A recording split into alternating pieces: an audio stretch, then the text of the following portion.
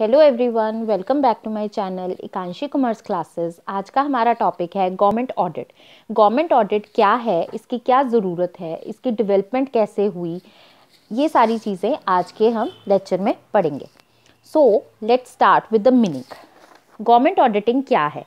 अगर मैं बात करूं गवर्नमेंट ऑडिटिंग के मीनिंग से पहले, अगर हम सिंपल ऑडिटिंग की मीनिंग को रिमाइंड करें तो वो क्या था? Auditing is the objective systematic examination of any entity for the purpose of evaluation, verification and presentation of report।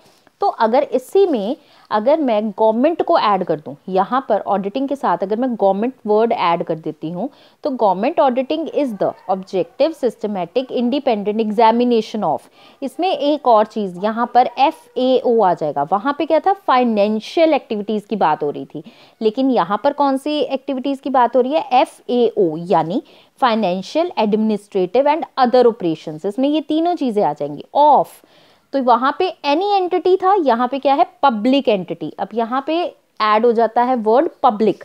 Public entity होनी चाहिए जब हम गवर्नमेंट ऑडिट की बात कर रहे हैं। किस पर्पस के लिए? वही same, evaluation, verification and presentation of a report. अब इस रिपोर्ट में क्या होना चाहिए? Containing audit findings and recommendations for the future. वहाँ पे क्या था कि क्या वो रेकमेंड करता है? हाँ, कर सकता है, लेकिन इट इज़ नॉट कंपल्सरी कि वो रेकमेंड करे।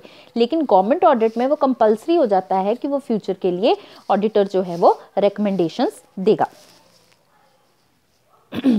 सो एक बार रिवाइज करते हैं, मीनिंग क्या है? Government auditing is the objective systematic independent examination of FAO, financial, administrative and other operations of public entity for the purpose of evaluation, verification, presentation a report containing audit findings, recommendations for the future. So next, अच्छा यहाँ पर मैं ये बता दूं कि public entity क्या होती है। सो पब्लिक एंटिटी कोई भी गवर्नमेंट कंपनी हो सकती है, गवर्नमेंट डिपार्टमेंट हो सकता है, गवर्नमेंट कॉरपोरेशन हो सकती है। जैसे for example government company PHEL SAIL, government department CBDT यानी central board of direct tax, और गवर्नमेंट कॉरपोरेशन यानी जैसे LIC। So next, need, origin and development of government audit. With the सबसे पहले हम पढ़ेंगे इसके ओरिजिन और नीड के बारे में। जब हमारा इंडिया इंडिपेंडेंट हुआ तो जो गवर्नमेंट की एक्टिविटीज़ हैं वो बहुत ही ज़्यादा चेंज हुई। मतलब इतनी एक्टिविटीज़ में एक्सपेंडिचर बढ़ गया, उनकी बोरोइंग्स बढ़ी। तो ये जो एक्सपेंडिचर और बोरोइंग्स को मैच करने के लिए उन्हें बिजनेस फील्ड में एंटर करना पड़ा। अब जो बिजनेस फील्ड में जब वो एंटर करते हैं तो क्या वो एडमिनिस्ट्रेशन जैसा काम है? बिल्कुल नहीं। Business field, government in the business field is not same as the government in the administration of law and order. तो इस चीज़ के लिए गवर्नमेंट ऑडिट जो है वो एग्जिस्टेंस में आई ताकि ये सारी चीज़ें वो इजीली मैनेज कर पाएँ। ठीक है, तो डेवलपमेंट कैसे हुई? जब ये स्टार्ट हुआ तो गवर्नमेंट ऑडिटिंग जो था वो मेनली एक्सपेंडिचर ओरिएंटेड था। वो ये देखना चाहिए, क्योंकि मैंने बताया कि बहुत सारी एक्टिविटीज़ बढ़ गई जिससे एक्सपेंडिचर बोरोइंग्स बढ़ी। तो एक्चुअली जो गवर्नमेंट ऑडिट जब स्टार्ट हुआ it was for the expenditure purposes, कि ये देखने के लिए कि वो खर्चा कहाँ पे कर रहे हैं। लेकिन नाउ फिर उसके बाद उन्होंने रिसीट्स का भी ऑडिट करना स्टार्ट किया, चाहे वो टैक्स हो या नॉन टैक्स रिसीट्स हों। इसके अलावा उन्होंने बहुत सारी नॉन कमर्शियल बॉडीज़ भी थी जो गवर्नमेंट फाइनेंस कर रही थी, तो उनको भी ऑडिट करना ज़रूरी था क्योंकि जो गवर्नमेंट होती है वो पब्लिकली अकाउंटेबल होती है। To ensure the public accountability, audit of public undertakings is one of the external controls available to the government. ठीक है, तो इस तरह से गवर्नमेंट ऑडिट जो है वो डेवलप हुआ। फिर आते हैं इसके ऑब्जेक्टिव्स। गवर्नमेंट ऑडिट के क्या ऑब्जेक्टिव्स थे? वेरिफिकेशन ऑफ फाइनेंशियल स्टेटमेंट्स, क्या वो ट्रू हैं या एंड फेयर हैं। मतलब ये तो सारे ही ऑडिट का मेन फंक्शन होता है, ट्रू एंड फेयर स्टेटमेंट्स को चेक करना। ठीक है, इसके अलावा एक्सपेंडिचर जो हैं वो जस्टिफाई होते हैं या नहीं। जो एक्सपेंडिचर हैं वो एक्चुअली जो जब सेंशन हुए क्या उसके अकॉर्डिंग, रूल्स के अकॉर्डिंग ही इंकर किए जा रहे हैं, क्या ये ऑथराइज्ड ऑफिसर ने ही सेंशन किए हैं। ये देखना, to observe the deficiencies in the accounting system, अगर अकाउंटिंग सिस्टम में कोई प्रॉब्लम्स आ रही हैं, कोई कमी है तो उसको देखना, to find out the under utilization of capacity and wastage, तो ये देखना कि जो हमारी जो चीज़ों की कैपेसिटी है कहीं वो अंडर यूटिलाइज तो नहीं है, हम अच्छे से काम कर रहे हैं, कहीं वेस्टेज ज़्यादा तो नहीं हो रही। To analyse the growth and working of the company, growth और वर्किंग देखना किसी कंपनी की कि सही से ग्रो कर रही है या ये कंपनी जो है नहीं अच्छे से चल रही, तो ये सारी चीज़ें भी देखना। To compare actual cost of production with the standard cost, compare करना। To prepare fund flow statements, develop accounting ratios and to ascertain the idle time of workers and machines। सिर्फ अकाउंट्स ही नहीं, वो ये भी देखते हैं कि वर्कर्स का पोटेंशियल के हिसाब से वो काम कर रहे हैं या नहीं। So who does the government audit, कौन करता है, वेरी इंपॉर्टेंट। इंडिया में जो ऑडिट का काम है ये एक इंडिपेंडेंट स्टैट्यूटरी अथॉरिटी करती है। कौन सी authority? Controller and auditor general. ये कौन है? ये एक एजेंसी है, Indian audit and accounts department. वो कंट्रोलर एंड ऑडिट जनरल को इंडिपेंडेंट स्टैट्यूटरी अथॉरिटी देते हैं कि वो गवर्नमेंट कंपनीज के ऑडिट करें। ठीक है जी। तो ये जो Indian audit and accounts department है ये किसके कहने पर ये कर रहा है? ये article 149 of constitution of India जो है उन्होंने एम्पावर किया है कंट्रोलर एंड ऑडिटर जनरल को कि वो ऐसी to perform such duties and exercise such powers. इनकी जो ड्यूटीज हैं एंड पावर्स हैं वो हम आगे डिस्कस करेंगे। with regard to the accounts of unions and states and any other authority or body as may prescribed। तो वो क्या कहते हैं? 149 कहता है कि 149 आर्टिकल किसका? कॉन्स्टिट्यूशन ऑफ इंडिया का, उन्होंने अथॉरिटी दी है।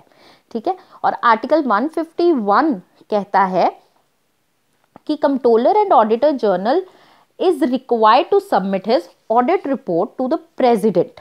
उनको ये रिपोर्ट किसको देनी होती है? प्रेसिडेंट को देनी होती है। ठीक है जी। ओके, अब हम करेंगे इनके टाइप्स ऑफ गवर्नमेंट ऑडिट।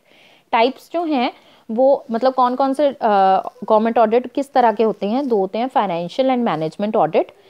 तो फाइनेंशियल जो ऑडिट है वो दो हिस्सों में बटा है, audit of financial statements, audit of financial matters and management audit.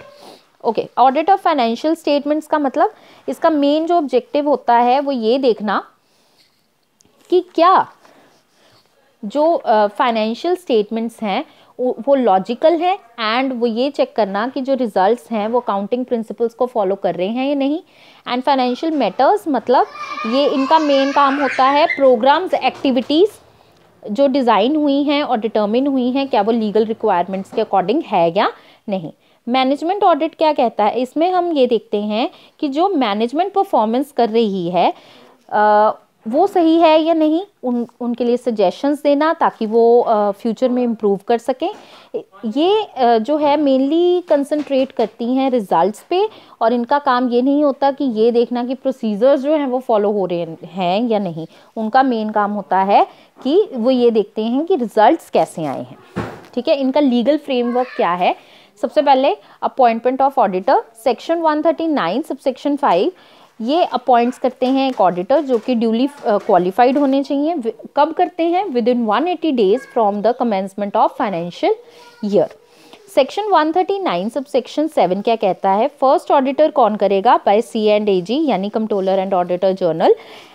कब करेगा? With in 60 days from the registration of the company. जैसे ही कंपनी रजिस्टर हो जाती है तो 60 डेज के अंदर अंदर फर्स्ट ऑडिटर जो है वो अपॉइंट कर दिया जाएगा।